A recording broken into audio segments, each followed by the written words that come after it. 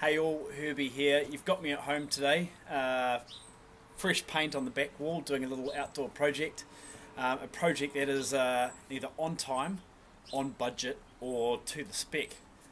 One, because I had no time pressure, I had no budget, and I made it up as I went.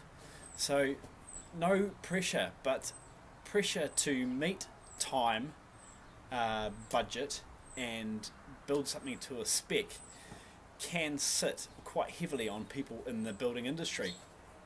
I heard from a friend over the last couple of days talking about, and he was talking to me about the number of suicides in the building industry, both apprentices and experienced builders. And it just made me, as a project manager in construction, it made me think, wow, it's the well-being of staff in the building industry is so important. I mean, these are people, men and women, that leave home in the morning when it's dark and potentially get home when it's dark to meet, just so they can meet a project that is on time, on budget, and to the specifications. Now, I think some of the responsibility there lies with their management, the people trying to win the job, the QSs, the shareholders in the bigger business, for example, to get these, usually a realistic project, but sometimes an unrealistic project as far as time frame goes. And this pressure is put onto the guys at the coalface, the people, the men and women who are driving the tools. That's sort of my take on it. I see them being at the coalface, the people having to leave home when it's dark, get home when it's dark. There's so much pressure on them to get these things built.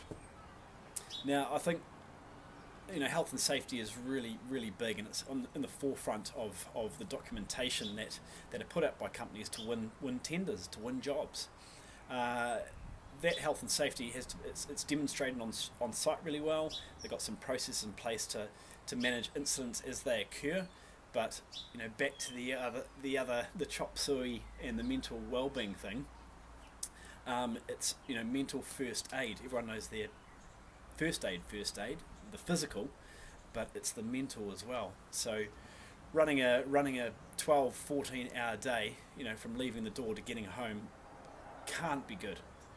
It puts a lot of pressure on families, especially sole income families, and puts a lot of pressure on that person holding the tool, holding the hammer on site. So that's where my head is this weekend.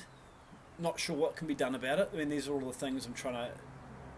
It's what's been brought up. I realise the construction industry has a very alarming rate of suicide. So, that's my take on where these people potentially sit as far as pressures go, and where the responsibility of the senior management lies. And I'm fully aware of, as a project manager, you've got to meet these projects on time, on budget, and to the spec required. And having a contractor commit to that when they submit their tender, really, I mean, we think, okay, they can meet this deadline because they're assuring us they can. I've got a little daughter that's just popped in. Did come say hello? Say hi. Hi. So yeah, that's my thoughts are in the construction industry and pressures on these guys on the tools. We've got to do something about it. It's all about the dollar.